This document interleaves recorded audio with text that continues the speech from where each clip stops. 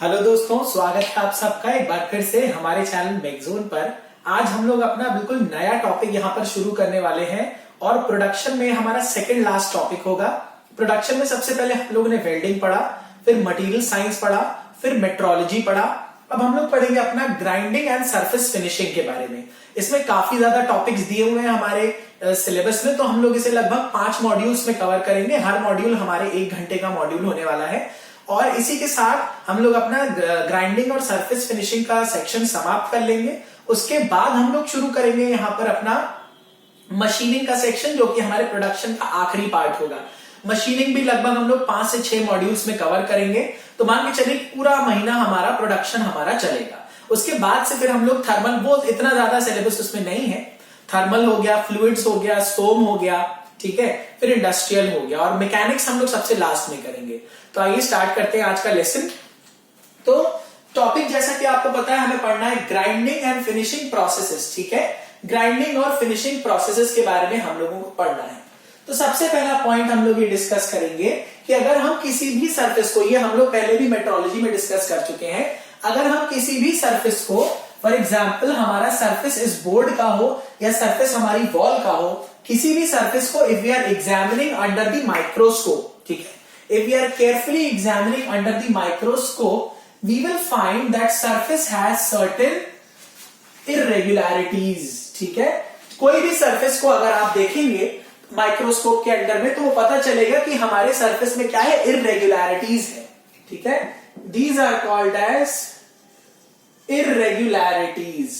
These are called as irregularities. और ये irregularities हमारे रफ सरफेस में बहुत ज्यादा बड़ी बड़ी होंगी, ठीक है। ये मैं कह सकता हूं, ये इसको मैं और ऐसे बना दूं, ठीक है। ये मेरा बहुत रफ सरफेस होगा, ठीक है, ये मेरा बहुत रफ सरफेस होगा। लेकिन अगर मैं, मान लीजिए ये क्या है, मैंने एक बनाया इस व्हाइट बोर्ड के सरफेस का प्रोफाइल और बनाया मैंने वॉल के सरफेस का प्रोफाइल, ठीक है। मान लीजिए ये है, तो यहां पर हमें इरेगुलरिटी काफी कम दिख रही है, यहां पर हमें इरेगुलरिटीज बहुत ज्यादा दिख रही है। तो हम ये कह सकते हैं कि the surface which is having laser number of variations, ये क्या है, वेरिएशन है, काफी ज्यादा वेरिएशन है। तो यहां पर हम कह सकते हैं this is a much smooth surface whereas the above one is a very rough surface, ठीक है, whereas the above one is a very rough surface, ठीक है। तो ये जो है आपको ये वेव्स के फॉर्म में दिख रहा है, it can be seen easily in the form of waves, ठीक है। This can be seen easily in the form of waves. इसी को हम वेवीनेस भी कहते हैं,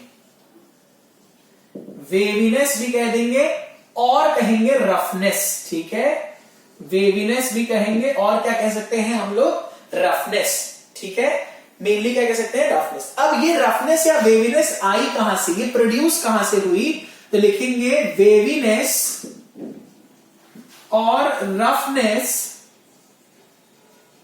is mainly produced due to, mainly produced due to the vibrations in the machines, vibrations of the machines। आपको पता है आपकी मशीन्स में पार्ट्स जो मूविंग होते हैं, जब हमारी मशीन वर्क कर रही होती है तो वहां पर हमारे पार्ट्स में वाइब्रेशंस होता है, ठीक है।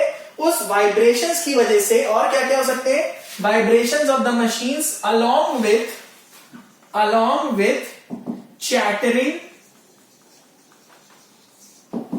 along with chattering and certain errors during the machining।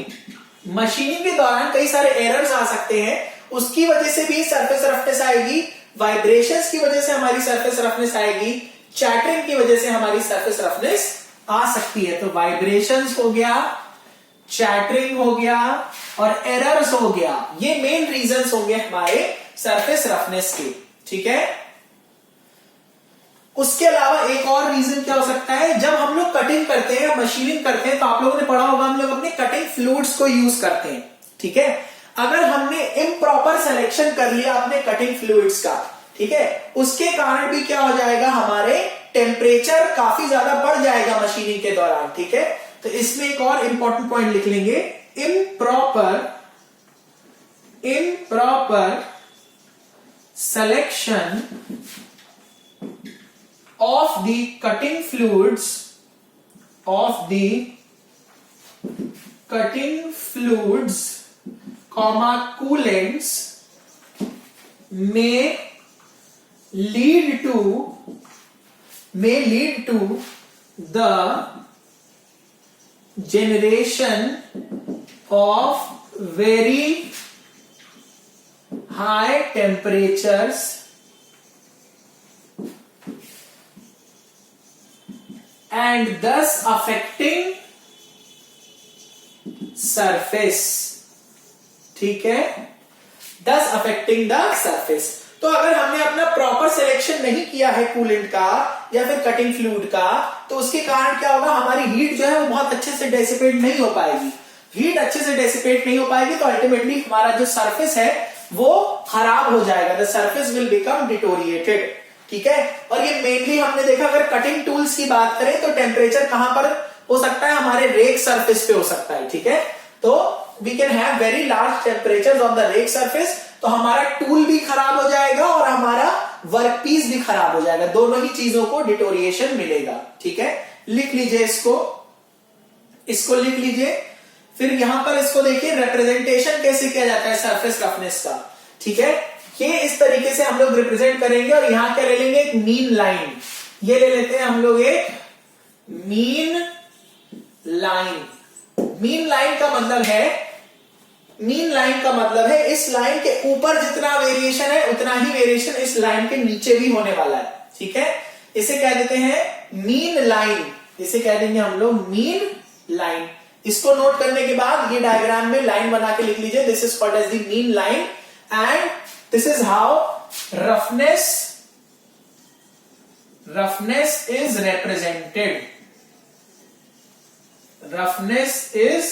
Represented, ठीक है।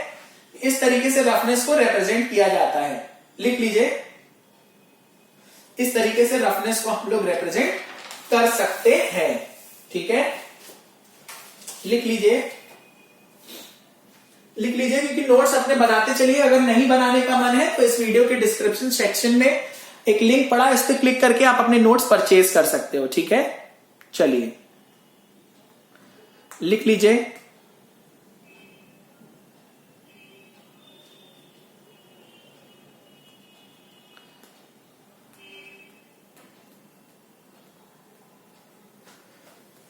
लिख लीजिए दोस्तों इसको।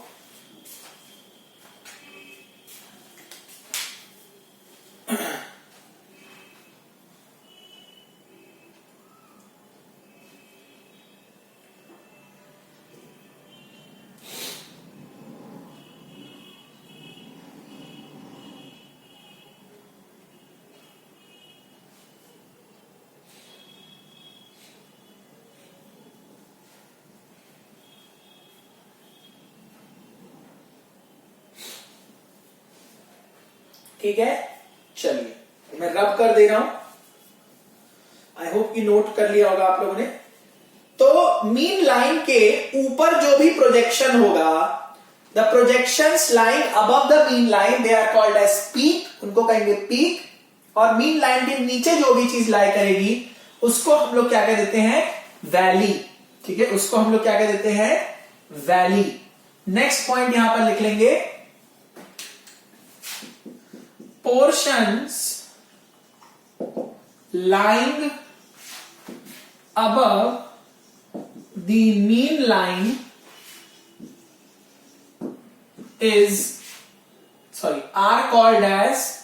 are called as peak, while those lying below are called as valley, ठीक है। मीन लाइन के ऊपर के पोर्शन को कहेंगे पीक, मीन लाइन के नीचे के पोर्शन को कहेंगे वैली। ठीक है, प्लीज नोट दिस डाउन। ऊपर के पोर्शन को कहेंगे पीक, नीचे के पोर्शन को कहेंगे वैली। ऑलराइट, ये हो गया।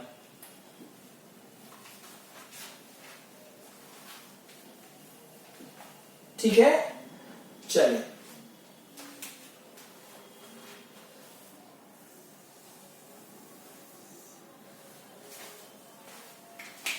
लिख लीजिए इसे।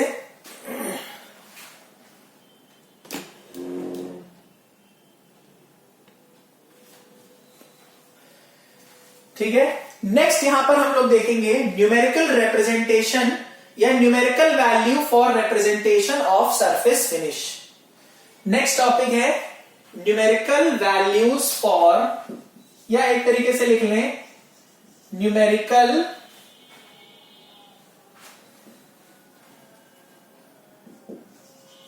Values for the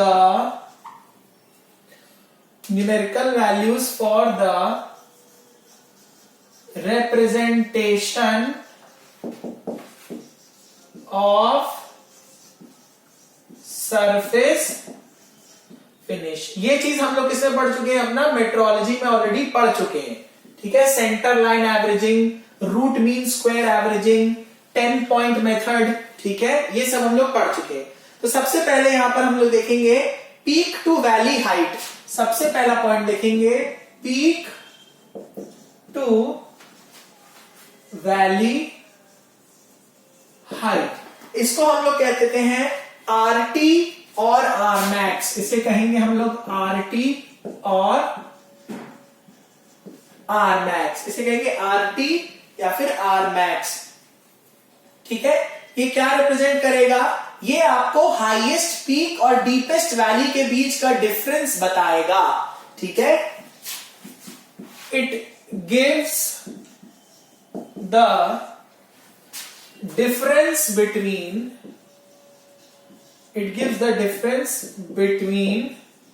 the highest peak and deepest valley। जो सबसे डीपेस्ट वैली होगी और हाईएस्ट पीक जो होगी उसके बीच का डिफरेंस यहां पर हमें पता चलेगा। ठीक है, जैसे मान लीजिए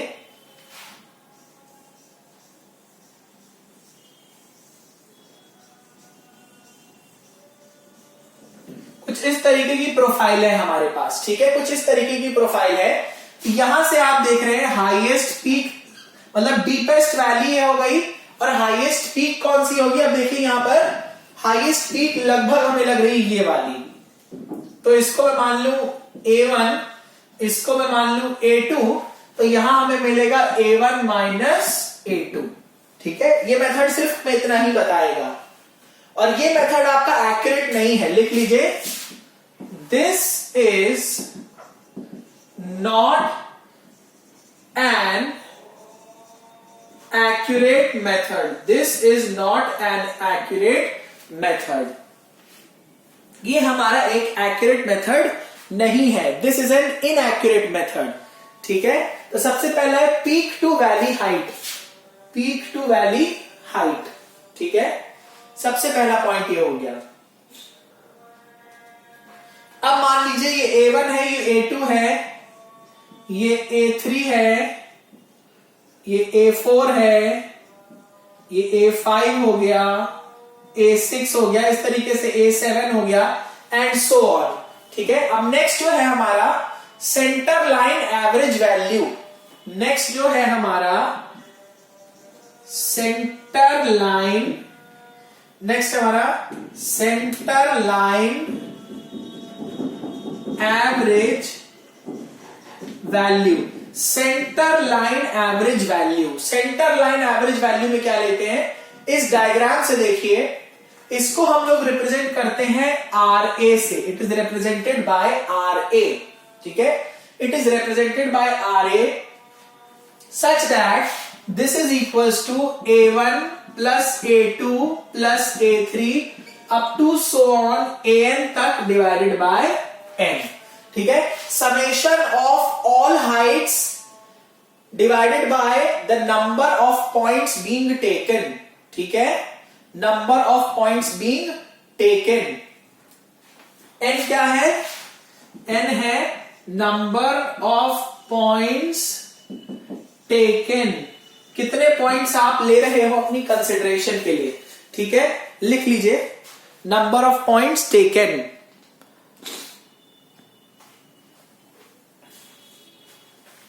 लिख लीजिए इसे दोस्तों।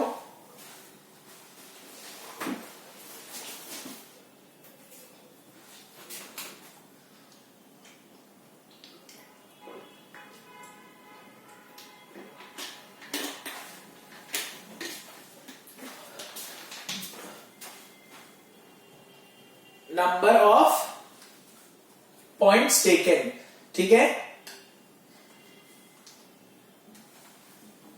चलिए इसको एक तरीका और है लिखने का, लिख लीजिए इसको, फिर मैं रब कर दे रहा हूं। Please right it down first.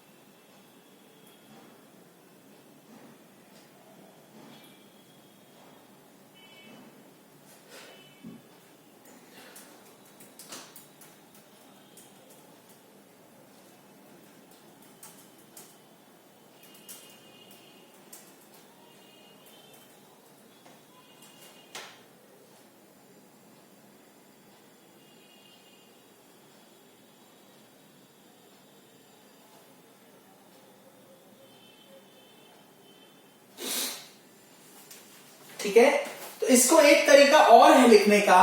We can write it in one more method. Sorry, ये एक तरीका और है। तरीका क्या है? R A is equal to summation X plus summation Y upon N.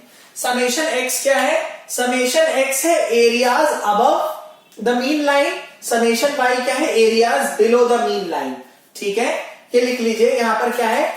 Summation x का मतलब है areas above the mean line, summation Y क्या है?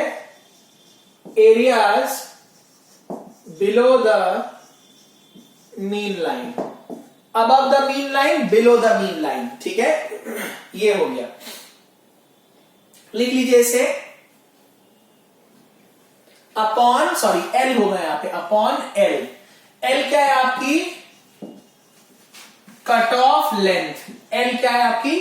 Cut off length. कितनी लेंथ में आप अपना ऑब्जर्वेशन निकाल रहे हो। ठीक है, that will be called as the cut off length. That will be called as the cut off length, the length over which the measurement is carried out. जितनी लेंथ में आप लोग अपना मेजरमेंट कैरी आउट कर रहे हो, ये हो जाती है आपकी कट ऑफ लेंथ। और आर ए, जो आर ए होता है that is the centre line average. Centre line average R A is approximately equals to h max by 4। ये कितना होता है? Approximately equal to h max by 4। ठीक है, और एच मैक्स क्या है? Maximum height of roughness. H max क्या है? Maximum height of roughness. GATE 2019 पे इसी साल 2 नंबर का एक सवाल आया था इसी पर। आर तो निकाल लिया लोगों ने, लेकिन डिवाइड बाय 4 करना भूल गए। ठीक है, गलत हो गया होगा। Whereas h max is equal to F square upon 8r। F क्या है? फीड। आर क्या है? Nose radius. आर क्या है? Nose radius. R is the nose radius. ठीक है, ये फॉर्मूला तब यूज करेंगे जब हमारा नोज रेडियस गिवन होगा, ठीक है। Note down, this formula will be used only when the nose radius is given. जब नोज रेडियस दिया जाएगा तभी ये वाला फॉर्मूला यूज करेंगे, ठीक है। लिख लीजिए, this formula is used only when the nose radius is given. अगर नोज रेडियस नहीं दिया है तो क्या करेंगे? अगर नोज रेडियस नहीं दिया है तो क्या करेंगे? उस केस में हम अपना दूसरा फॉर्मूला इस्तेमाल करेंगे। In that case we will use another formula, ठीक है। क्या फॉर्मूला है? H max is equals to f upon tan CS plus cot CE। F है, एफ बोले तो फीड, बहुत इंपॉर्टेंट फॉर्मूला है एच मैक्स निकालने के लिए, और एच मैक्स आ जाएगा तो RA निकाल सकते हो, ठीक है। एफ क्या है? एफ फीड बता दिया। CS क्या है? Side cutting edge angle, side cutting edge angle. CE क्या है? And cutting edge angle. And cutting edge angle और साइड कटिंग एज एंगल दो होता है, लिख लीजिए, ठीक है। एंड कटिंग एज एंगल और साइड कटिंग एज एंगल, हमें इसको हम लोग पढ़ेंगे मशीनिंग वाले चैप्टर में, वहां पर हमें एंगल्स के बारे में पढ़ना है, ठीक है। You will study this in the machining chapter. लिख लीजिए इसको, बहुत बहुत इंपॉर्टेंट है। इसमें से एक सवाल फंसेगा, ठीक है, इसमें से एक सवाल जरूर फंसेगा। यहां से गेट 2019 में पूछ लिया है, 2 मार्क्स का सवाल था, डिवाइड बाय 4 करना भूल गए थे लोग।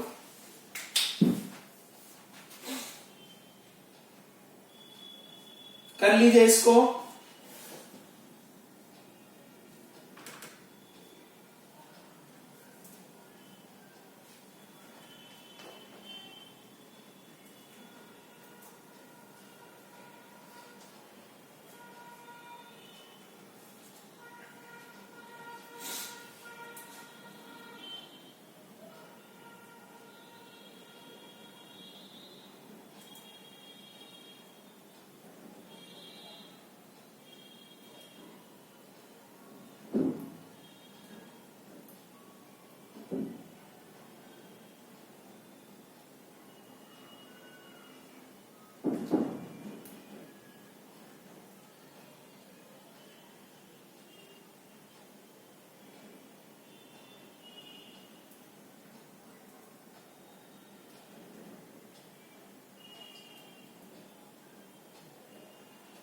ठीक है, चलिए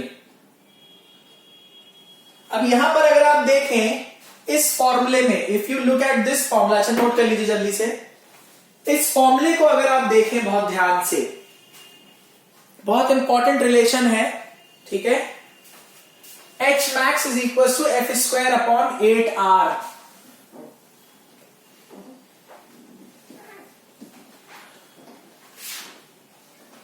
हमारा जो रिलेशन है H max is equal to F square upon 8R, तो maximum height of the surface roughness जो है वो नोज रेडियस के इनवर्सली प्रोपोर्शनल है। H max is inversely proportional to nose radius.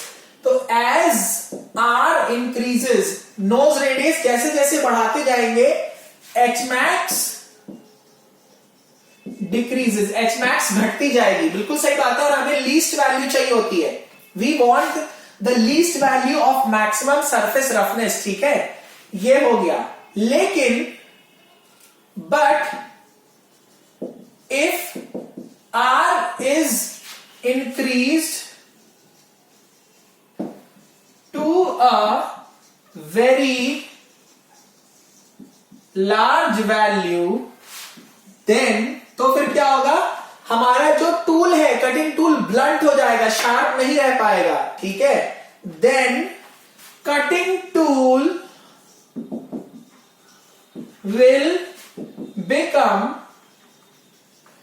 Blunt, ठीक है, एंड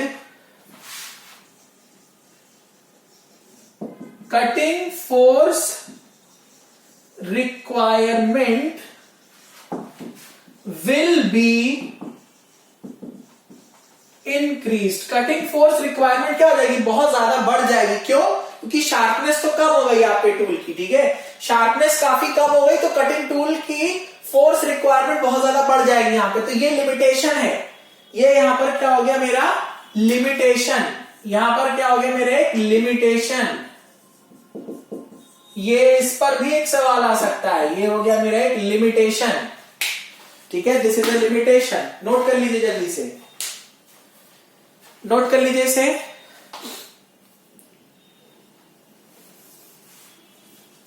ठीक है, तो ये एक बहुत बड़ा लिमिटेशन है। नोज रेडियस को हम एक लेवल से बहुत ज्यादा नहीं बढ़ा सकते, भले हमारी सरफेस फिनिश बहुत अच्छी मिलेगी, लेकिन हमारा टूल क्या होता जाएगा, ब्लंट होता जाएगा, उसकी शार्पनेस कम होती जाएगी। ठीक है, ये हो गया।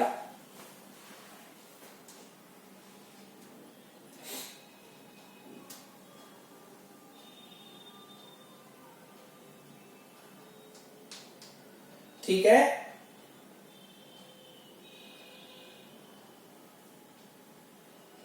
चलिए, ठीक है, इसके बाद देखेंगे representation of surface roughness. Surface roughness को कुछ डायग्राम से हम लोग कैसे रिप्रेजेंट करते हैं और उनकी CLA वैल्यू क्या होगी। ठीक है, नेक्स्ट हम लोग यहां पर देखेंगे, लिख लीजिए जल्दी से, representation of surface roughness and its CLA value, centre line average value.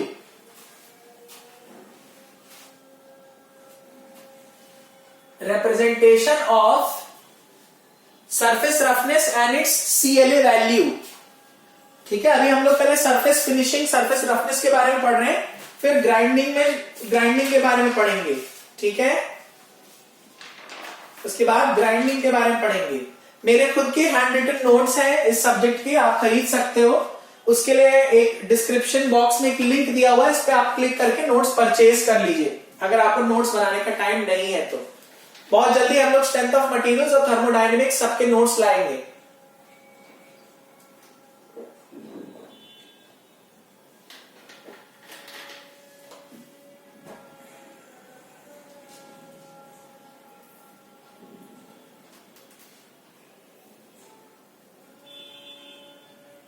ठीक है, चलिए, नेक्स्ट है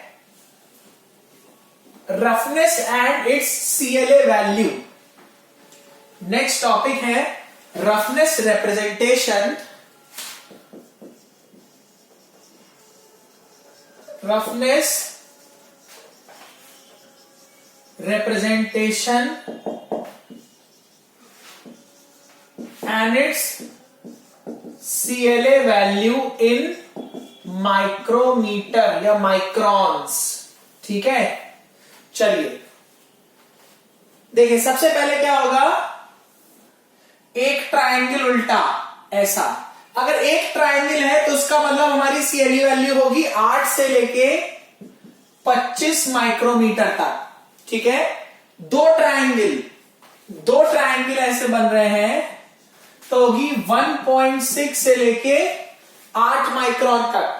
जितने नंबर ऑफ ट्रायंगल्स बढ़ते जाएंगे सरफेस फिनिश उतनी ही अच्छी होती जाएगी। ये क्या है, जितना कम होगा CLA वैल्यू उतना ज्यादा बेटर होगा ना, तो CLA वैल्यू यहां पर कम होती जा रही है, इसका मतलब हमारी हाइट की सरफेस रफनेस की हाइट क्या होती जा रही है, कम होती जा रही है। 3 ट्रायंगल में देखिए, 3 ट्रायंगल में है 0.025 से लेके 1.6। ठीक है, 4 ट्रायंगल में देखें, 4 ट्रायंगल में कितना होगा यहां पर, लेस देन 0.025 माइक्रोमीटर। ठीक है, लेस देन 0.025 माइक्रोमीटर। फिर देखिए यहां पर ये जो है सबसे बेस्ट कही जाती है, this is called as the best case, but is quite costly. ये क्या हो जाएगी, थोड़ा कॉस्टली हो जाएगा हमारा। ठीक है, this is a bit costly, क्योंकि जहां आपको सरफेस फिनिश बहुत अच्छी मिल रही है, प्रोसेस थोड़ी बहुत तो यहां पर क्या हो जाएगी, कॉस्टली हो जाएगी। ठीक है,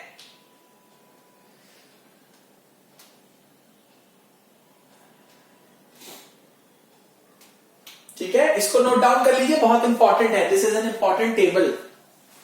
तो ट्राइंगल की संख्या जैसे जैसे बढ़ रही है, ठीक है, ये एक ही जैसे ट्राइंगल है, थोड़े अजीब से लग रहे होंगे यहां पर, मैं फिर से बना दे रहा हूं कायदे से।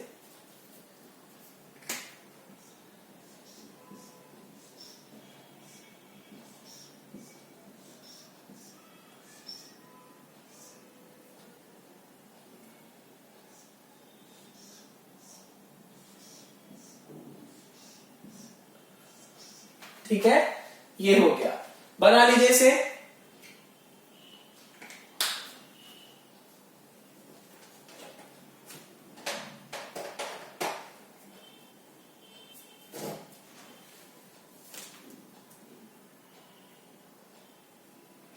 अब हम लोग यहां पर शुरू करेंगे introduction to grinding. Next topic that we have to study is introduction to grinding. Grinding क्या होता है, सबसे पहले आप लोग इसे नोट कर लीजिए, उसके बाद हम लोग शुरू करेंगे इंट्रोडक्शन टू ग्राइंडिंग। ठीक है,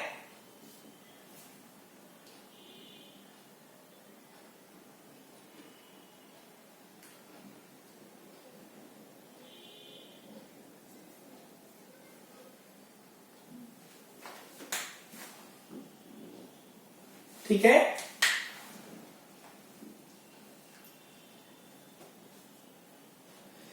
तो ग्राइंडिंग आपका मेटल रिमूवल का एक प्रोसेस है। It is a process of metal removal, जो कि बहुत कॉमनली यूज की जाती है।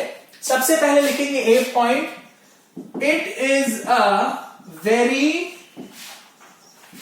Commonly used metal removal process. Metal removal process है, ठीक है। सेकंड पॉइंट यहां पर लिखेंगे, यहां पर एक एब्रेसिव टूल होता है। It uses the abrasive tool. Abrasive का मतलब होता है, अभी बताएंगे, छोटे छोटे हार्ड पार्टिकल्स होते हैं। ठीक है, एब्रेसिव्स क्या होते हैं, छोटे हार्ड पार्टिकल्स होते हैं। इसको पहले पहला पॉइंट लिख लीजिए। ठीक है, पहला पॉइंट लिख लीजिए।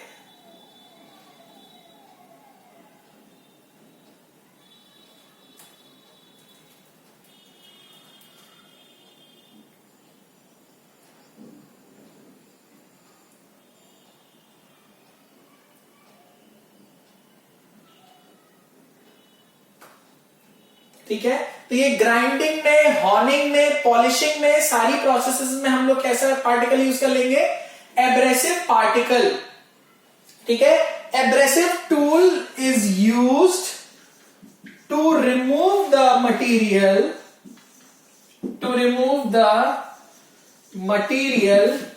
From the workpiece. वर्कपीस में से मेटल को रिमूव करने के लिए हम लोग कैसा टूल यूज कर रहे हैं, यहां पर एब्रेसिव मटेरियल यूज कर रहे हैं, एब्रेसिव टूल यूज कर रहे हैं। ठीक है, और वहां से मटेरियल को रिमूव करने के बाद अल्टीमेटली हम अपने वर्कपीस को डिजायर्ड शेप और साइज में ला पाएंगे।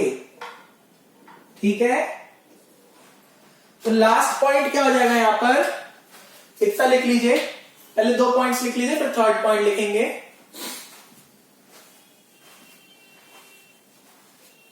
ठीक है,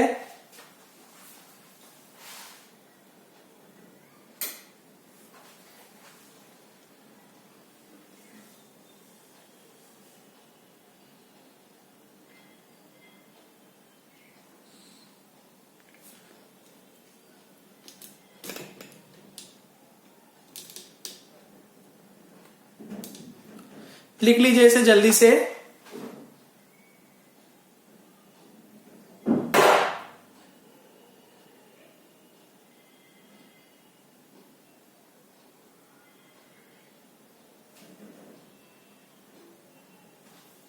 ठीक है,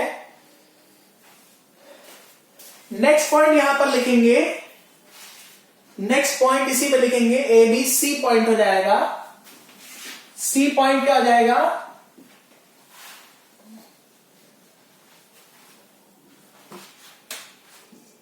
by removing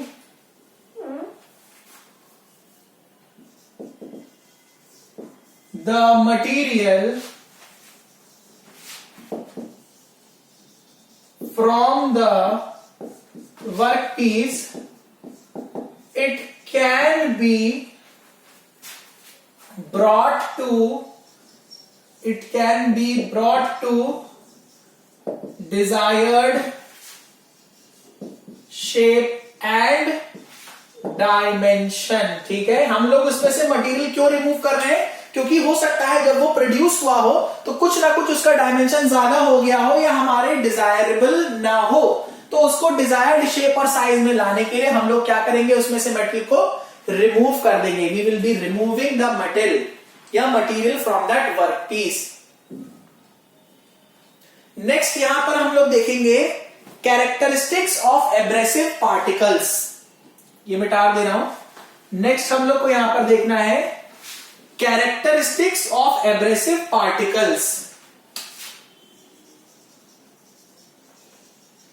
characteristics of abrasive particles, characteristics of abrasive particles. ठीक है, एब्रेसिव पार्टिकल्स के क्या कैरेक्टरिस्टिक्स होंगे, सबसे पहला इनके शार्प कटिंग एजेस होते हैं। दे हैव, नोट करते चलिए, they have sharp cutting edges, they have sharp cutting edges. इनमें क्या होता है, they have sharp cutting edges. ठीक है,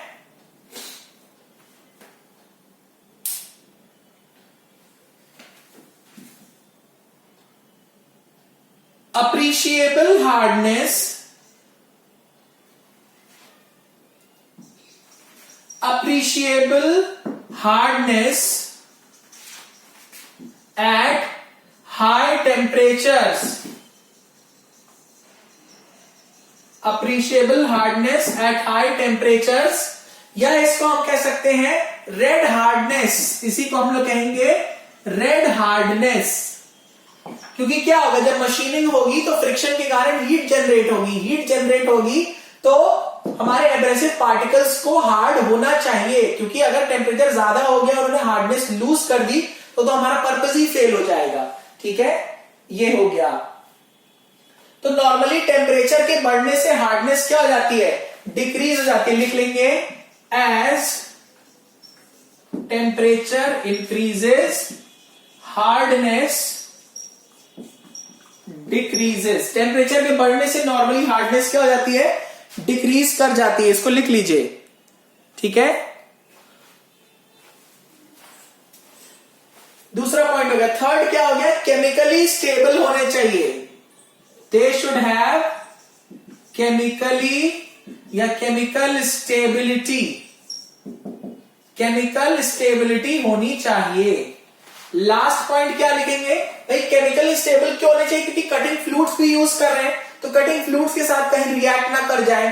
ठीक है, फिर है वियर रेजिस्टेंस भी होना चाहिए, वियर रेजिस्टेंस भी होना चाहिए। क्यों वेयर रेजिस्टेंस अच्छा होना चाहिए, क्योंकि भाई जब वो मेटल को रिमूव कर रहा है तो उसमें वेयरिंग तो होगी फ्रिक्शन के कारण, रबिंग के कारण, तो वेयर रेजिस्टेंस भी इसका अच्छा होना चाहिए। ठीक है, चलिए ये लिख लीजिए। ये है हमारी डिजायरेबल प्रॉपर्टीज या characteristics of abrasive particles, desirable properties या characteristics of the abrasive particles. ठीक है, लिख लीजिए इसको।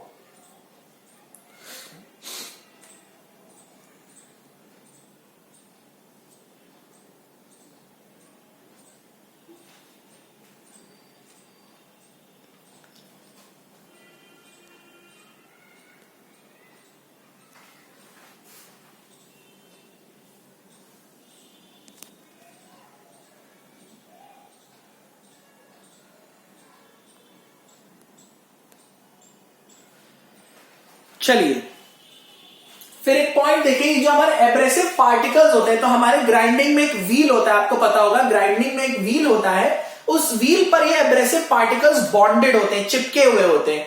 ठीक है, अब उसके बारे में एक पॉइंट लिखेंगे। ठीक है, तो ये पॉइंट मिटा दे रहा हूं मैं, लिखिए, लिखेंगे यहां पर दी abrasive particles are bonded to the grinding wheel by using a suitable binding agent. एक सूटेबल बाइंडिंग एजेंट की मदद से या बाइंडिंग मटेरियल की मदद से हम लोग अपने एब्रेसिव पार्टिकल्स को अपने ग्राइंडिंग व्हील पर बाइंड करा देते हैं। ठीक है, और एक डिजायर्ड शेप भी ऑब्टेन हो जाती है। लिखेंगे एंड अ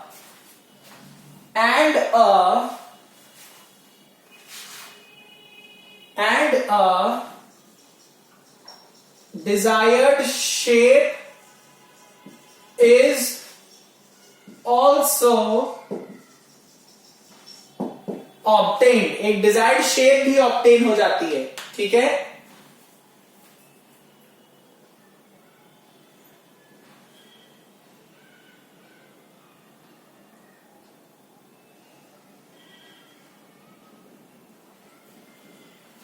बाइंडिंग या बॉन्डिंग एजेंट कुछ भी लिख लीजिए, बाइंडिंग है या बॉन्डिंग लिख लीजिए तो ज्यादा बेटर होगा। बॉन्ड बना देता है एब्रेसिव पार्टिकल्स और व्हील के बीच में।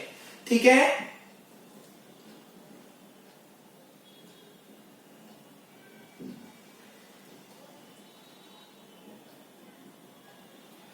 ठीक है, नेक्स्ट यहां पर लिखेंगे एब्रेसिव ग्रेन के बारे में थोड़ा सा देखेंगे। Next we will look at the important points about abrasive grains. लिख लीजिए इसको जल्दी से पहले।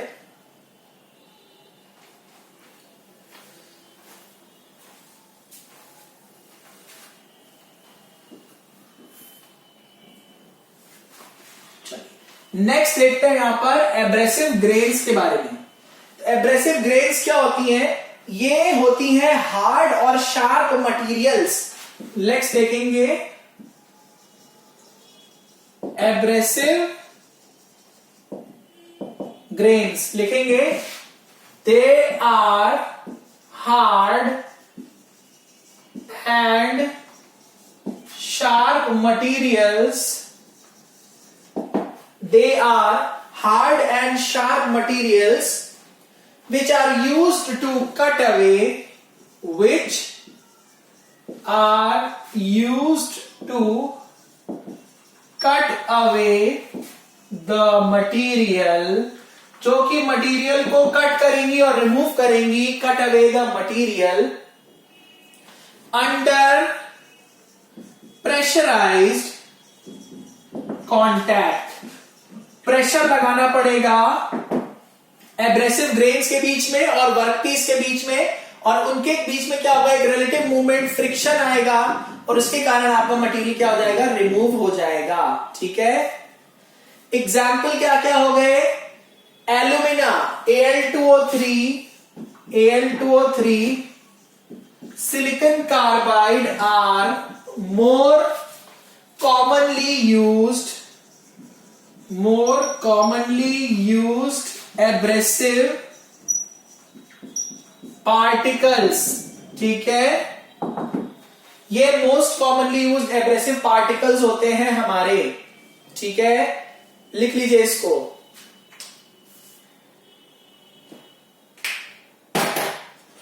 लिख लीजिए। ठीक है, मार्क नहीं भर लिया करो यार, खत्म। हाँ, देर से चली, खत्म भी होगी, कोई बात नहीं, सॉरी। लिख लीजिए इसे।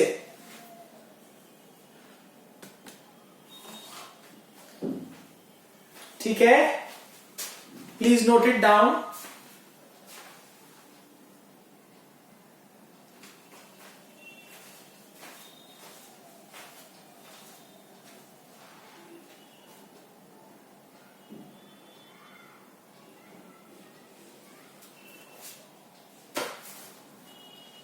नोट पॉइंट लिखेंगे, फिर एक नोट पॉइंट यहां पर आएगा, नोट पॉइंट एक लिखेंगे यहां पर,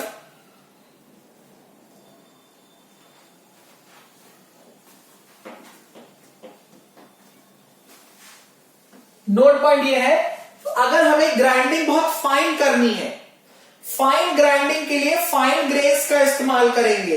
लिख लीजिए, नोट पॉइंट क्या है, for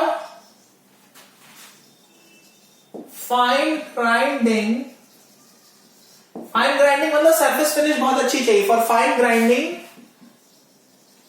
fine grains are used for rough grinding, for rough grinding मतलब बहुत अच्छी सरफेस फिनिश नहीं चाहिए, तो we can use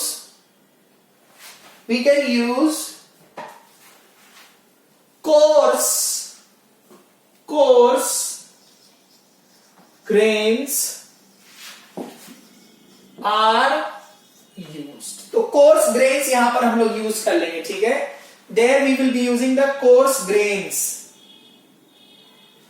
और एक्चुअली में होता क्या है, हमारे मटेरियल के बीच में और हमारे एब्रेसिव ग्रेन्स के बीच में एक रबिंग एक्शन होता है, ठीक है। उसी रबिंग एक्शन की वजह से हमारा मटेरियल क्या हो जाएगा, रिमूव हो जाता है। तो लिख लेंगे, सॉरी नोट तो कर ही रहे, इसमें लिख लेंगे, the material removal is taking place due to the rubbing action,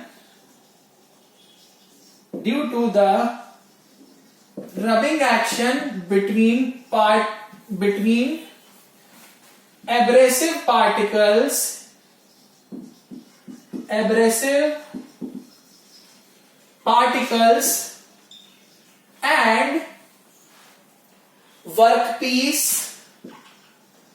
and workpiece under pressure, ठीक है।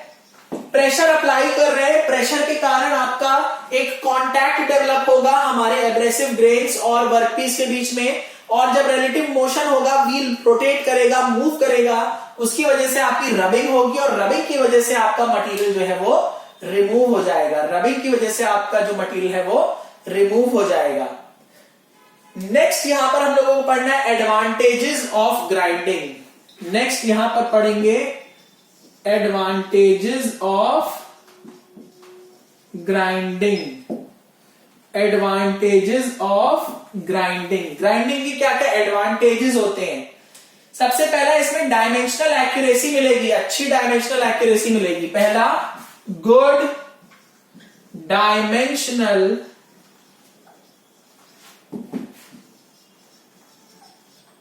एक्यूरेसी। डायमेंशनल एक्यूरेसी का मतलब है जितना डायमेंशन चाहिए काफी हद तक उतना ही डायमेंशन मिल सकता है, ठीक है। दूसरा, गुड सरफेस फिनिश। देखिए, फिनिश का मतलब क्या होता है, लास्ट होता है। तो लास्ट का मतलब है इसे सबसे लास्ट में ही परफॉर्म करेंगे, जब बना जाएगा, हमारा मटेरियल पूरा तैयार हो जाएगा, लास्ट में सरफेस फिनिश करेंगे, ठीक है। थर्ड है good locational accuracy. Locational accuracy मतलब किसी एक पर्टिकुलर लोकेशन पर अगर हमें किसी पर्टिकुलर रीजन में अच्छी एक्यूरेसी चाहिए, वो भी हम लोग अपनी ग्राइंडिंग से संभव बना सकते हैं। That can also be made possible, ठीक है। लास्ट इसका एडवांटेज है can be used for hardened and unhardened material। Hardened और अनहार्डेंड दोनों ही टाइप के मटेरियल्स के लिए हम लोग अपने ग्राइंडिंग को इस्तेमाल कर सकते हैं। We can use the grinding for both hardened as well as unhardened material. लिख लीजिए इसको, एडवांटेजेस के बाद पढ़ना है हमें डिसएडवांटेजेस, डिसएडवांटेजेस के बाद पढ़ेंगे एप्लीकेशन, और फिर होगा ये लेसन, मतलब फिर होगा ये मॉड्यूल हमारा फिनिश। ठीक है, फिर होगा ये मॉड्यूल हमारा फिनिश।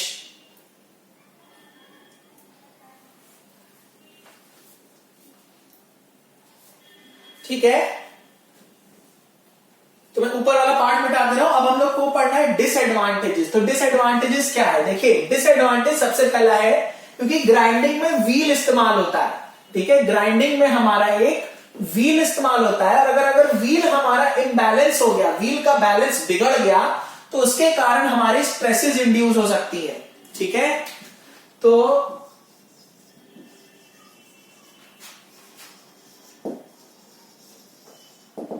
डिसएडवांटेजेस में सबसे पहला क्या है, क्योंकि यहां पर एक व्हील इस्तेमाल कर रहे हैं। ठीक है, due to the imbalance of grinding wheel, due to the imbalance of grinding wheel, strength is affected, strength is, किसकी स्ट्रेंथ, व्हील की स्ट्रेंथ अफेक्ट हो सकती है। ठीक है, strength is affected and hence fatigue stresses, and hence fatigue stresses are induced, fatigue stresses induce हो सकती हैं। इसी के कारण एक और क्या हो सकता है, लॉस इन मशीन प्रिसिशन। ठीक है, हो सकता है पहले हमारी मशीन बहुत प्रिसाइजली वर्क कर रही हो, लेकिन यहां पर क्या हो सकता है, इम्बैलेंस के कारण हमारी मशीन का प्रिसिशन भी खराब हो सकता है। तो सेकंड हो गया loss of machine imbalance, loss of machine precision. देखिए ये देख लीजिए, डिसएडवांटेज तो सबसे पहला है loss due to the imbalance of grinding wheel, strength is affected and hence fatigue stresses are induced. लिख लीजिए,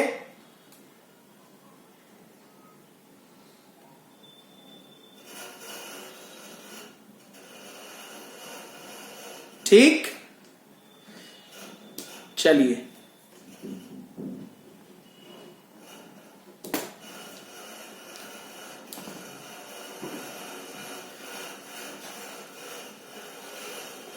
नेक्स्ट देखिए यहां पर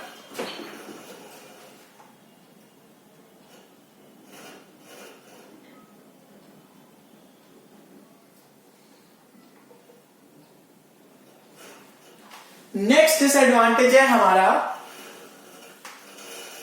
अगर व्हील का इम्बैलेंस हो गया, ठीक है, व्हील के इम्बैलेंस की वजह से अनइवन और एबनॉर्मल वियरिंग भी हो सकती है। लिखेंगे अनइवन एंड एबनॉर्मल वियरिंग। ठीक है, अनइवन एंड एबनॉर्मल वियरिंग भी हो सकती है अगर हमारे व्हील का बैलेंस बिगड़ गया। ठीक है, अगर हमारे व्हील का बैलेंस बिगड़ गया। नेक्स्ट यहां पर हम लोग देखेंगे कुछ एप्लीकेशंस। क्या देखेंगे, कुछ applications. Next we will look at the applications of grinding, applications of grinding. क्या हो सकता है हमारा एप्लीकेशंस ग्राइंडिंग का, लिख लीजिए इतना पहले।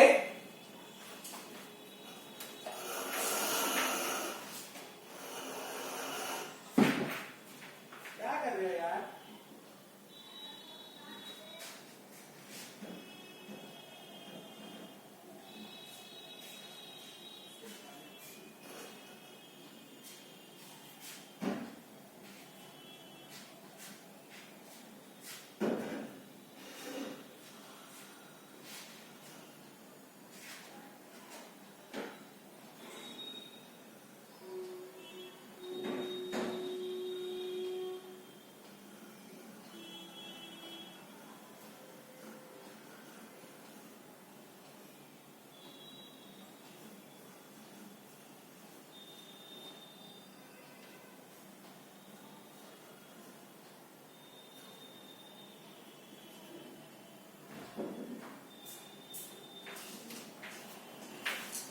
ऑलराइट, अब देखिए एप्लीकेशंस ऑफ ग्राइंडिंग, क्या क्या हो सकता है हमारा एप्लीकेशन।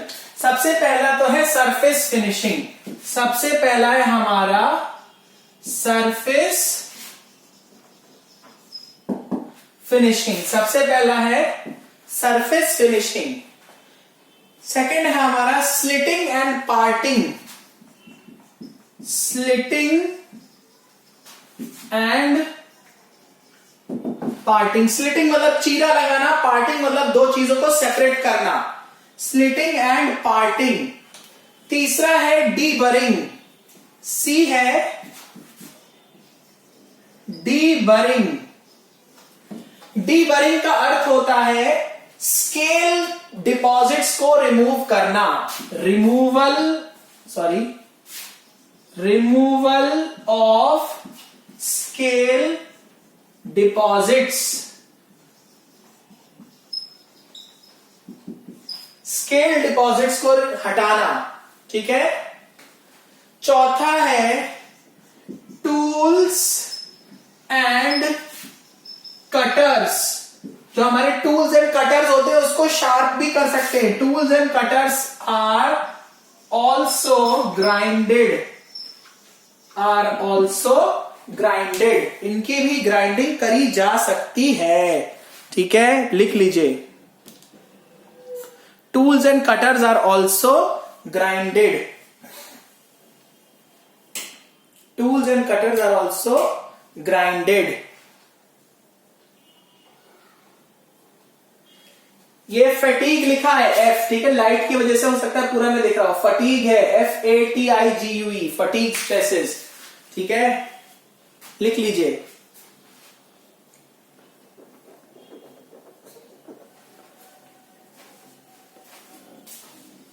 एडवांटेजेस हो गया, डिसएडवांटेजेस हो गया।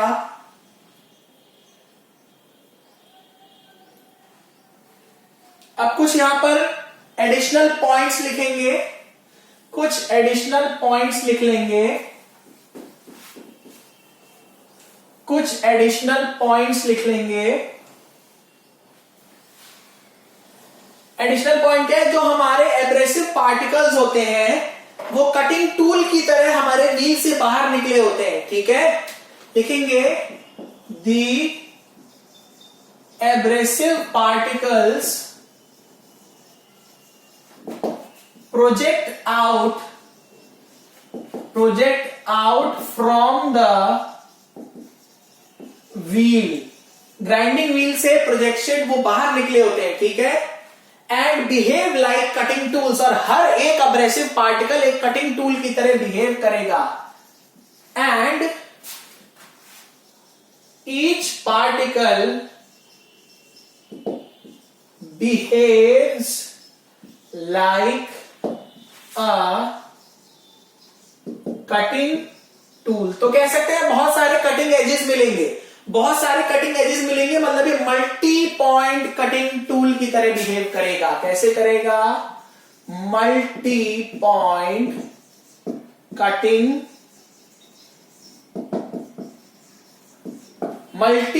कटिंग टूल की तरह बिहेव करेगा, ठीक है। तो मल्टी पॉइंट, और आपको पता है जितने कटिंग एजेस होते हैं उतनी नंबर ऑफ चिप्स प्रोड्यूस होती हैं। तो यहां पर कितनी चिप्स हो जाएंगी? बहुत ज्यादा चिप्स प्रोड्यूस हो जाएंगी, छोटी छोटी, ठीक है, लिख लीजिए। नेक्स्ट जो बहुत इंपॉर्टेंट है, दीज एब्रेसिव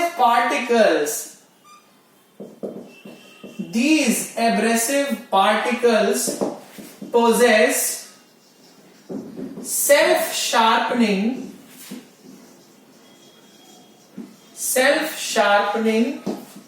एक्शन। मतलब क्या होगा?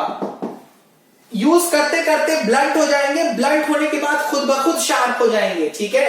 ये हम लोग आगे पढ़ेंगे कैसे होता है ये चीज। सेल्फ शार्पनिंग एक्शन होता है, खुद ब खुद ये शार्प भी होते रहते हैं। सेल्फ शार्पनिंग एक्शन, ठीक है। थर्ड पॉइंट इसी में लिखेंगे, ये लास्ट होगा हमारे आज के इस लेसन के लिए, ठीक है।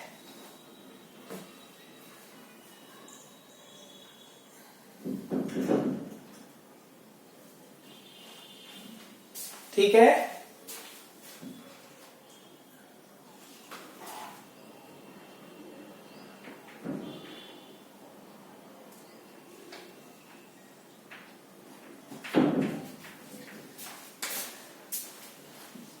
देखिए होता क्या है, जब जैसे हमारी ग्राइंडिंग हो रही होती है तो हमारा कटिंग टूल तो हमारे वर्क पीस के कांटेक्ट में आएगा, तो उसमें वियरिंग शुरू हो जाएगी, वियरिंग हो जाएगी तो धीरे धीरे वो शार्प से डल हो जाएगा, डल होगा तो अल्टीमेटली क्या हो जाएगा, हट जाएगा वहां से, ठीक है। और उसका हट जाएगा और नया जो कटिंग एज है, नया जो टूल है वो पुराने वाले की जगह आ जाएगा। तो क्या लिखेंगे, as the grinding proceeds, grinding seeds the dull and blunt cutting edges, dull and blunt cutting edges are withered off, withered off का मतलब झड़ जाएगा, हट जाएगा, and new cutting edges takes their place, और उनकी जगह क्या आ जाएगा, न्यू कटिंग एजेस आपके पुराने वालों की जगह ले लेंगे, और अब कटिंग एक्शन इन नए वाले कटिंग टूल्स की वजह से होगा। ठीक है, लिख लीजिए इसको दोस्तों, ठीक है। तो पुराना वाला ब्लंट हो गया, हट गया, उसकी जगह नया वाला ऊपर आ जाएगा, ठीक है, नया वाला अब कटिंग करेगा, ठीक है। तो इसी के साथ दोस्तों हमारा ये वाला मॉड्यूल यहीं पर फिनिश होता है। आई होप कि आप लोग फॉलो अच्छे से कर रहे होंगे, अपने नोट्स प्रिपेयर भी कर रहे होंगे। जो लोग नहीं बनाना चाहते नोट्स, वो हमारे इस वीडियो के डिस्क्रिप्शन सेक्शन से नोट्स को ऑर्डर कर सकते हैं। कंप्लीट नोट्स आप लोगों को मिलेंगे यहाँ पर, और बहुत ही अच्छे हैंड रिटन नोट्स मिलने वाले हैं, बहुत ही लेस प्राइस में। तो आप लोग उसे परचेज कर सकते हो, और नहीं करना चाहते then you can make your notes as up to you, जैसा आप चाहें, ठीक है। कर लीजिए नोट इसको दोस्तों, फिर ये लेसन यहां हम लोग फिनिश कर लेते हैं। फिर नेक्स्ट मॉड्यूल में इसी के आगे पढ़ेंगे। कम से कम 4-5 मॉड्यूल्स होने वाला है हमारा ये लेसन, ठीक है। मतलब ये जो टॉपिक है ग्राइंडिंग एंड सरफेस फिनिशिंग, क्योंकि बहुत ज्यादा टॉपिक्स दिए हैं, तो we will be taking around 4 to 5 modules. इसमें हम लोग लेंगे लगभग 4 to 5 मॉड्यूल्स।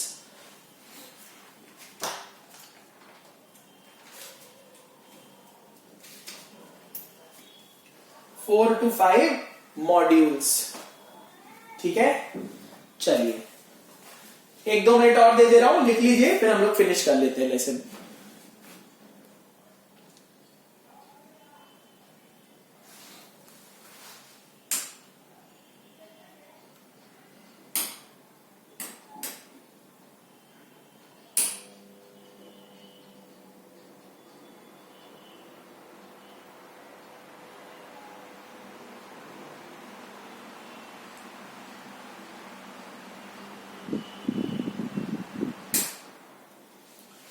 ठीक है, चलिए, alright. So thank you so much for watching. Maximum share जरूर करते रहिए, ज्यादा से ज्यादा मैकेनिकल इंजीनियर्स को पता चले इस चैनल के बारे में, और वो भी देखे कि यहाँ पर हम लोगों ने कितनी मेहनत से कितना क्वालिटी कंटेंट आप लोगों के लिए डेवलप किया है।